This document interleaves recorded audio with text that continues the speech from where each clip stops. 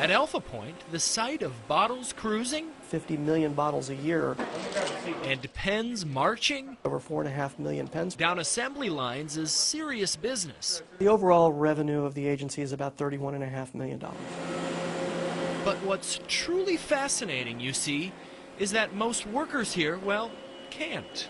175 employees, 100 of which are blind. Giving jobs to those who need them most. You may not be aware that the unemployment rate among people who are blind is well over 70% nationally. This small font is only 1/16 of an inch high. It's painted on the barrels of the pens here. It takes a very precise eye. We have Aaron Goss, legally blind since birth.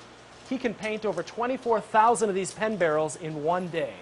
In my left eye, I was born with no vision in my left eye. But in this eye, I have like micro-ophthalmia. Despite this, Aaron works as efficiently as anyone else. And it starts right here.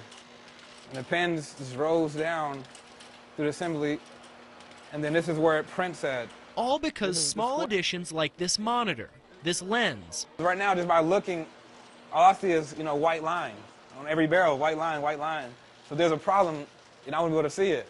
That's why we got this magnifier to actually help me. Down the hall, retinitis pigmentosa. Chris Matova, quality control. Test the density of the bottle, the weight, and make sure it's the perfect weight, the light transmission through the bottle.